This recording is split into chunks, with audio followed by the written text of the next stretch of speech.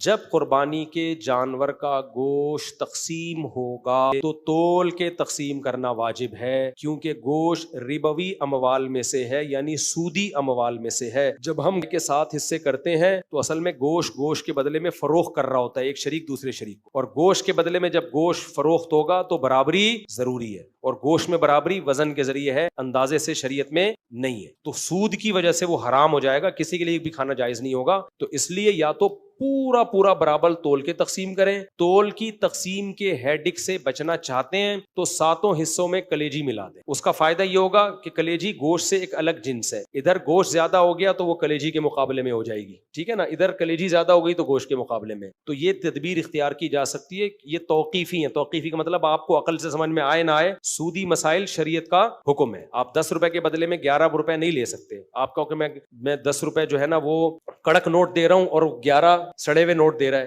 یہ لاجک نہیں چلتی سودی مسائل۔ تو لوگوں کو جب ہم یہ مسئلہ بتائیں، لوگ کہتے ہیں بھائی جب 7 شرکا راضی ہیں کہ میری 4 بوٹیاں ادھر زیادہ چلی گئیں، میری 2 ادھر زیادہ آ گئی، تو کچھ نہیں ہوتا۔ بھائی آپ کے راضی ہونے یا نہ ہونے سے کوئی فرق نہیں پڑتا۔ ہبۃ المشاء ہے، تقسیم کے بغیر ہبہ جائز نہیں ہے، اور تقسیم یہاں معنن بے ہے۔ العبرۃ للمعانی لا للالفاظ، شریعت الفاظ کو نہیں دیکھتی، حقیقت کو دیکھتی ہے۔ حقیقت میں خرید و فروخت کا عمل ہو رہا ہے، تو اس سے ٹینشن سے بچنے کا طریقہ یہ کہ تول بھی لیں اور 7 میں کلیجی بھی ملا لیں۔ تو شروع میں لوگ کلیجی پہلے کھا لیتے ہیں، تو اس کا طریقہ یہ ہے کہ شروع میں کلیجی کے 7 حصے بنائیں، تھوڑی سی کلیجی رکھ لیں آخر میں گوشت میں ملانے کے لیے، اور ان 7 کلیجیوں میں تھوڑا تھوڑا گوشت ملا دیں، ایک بوٹی بھی ملا دیں کافی ہے۔ تو اس طرح کلیجی کے 7 حصے کر دیں، 7 حصے کلیجی کے، ہر حصے میں تھوڑا سا گوشت، اور 7 حصے گوشت کے، ہر حصے میں تھوڑی سی کلیجی۔ پائی بھی ملا سکتے ہیں، کلیجی بھی ملا سکتے ہیں، وہ بھی کیا ہوتا ہے، وہ تلی ملی، وہ سب گوشت کی جنس کے علاوہ ہے۔ تو یہ سود سے بچنے کے لیے یہ ہیلا آپ کو کرنا پڑے گا، سمجھتے ہو؟ یہ آپشنل نہیں ہے، یہ ضروری ہے۔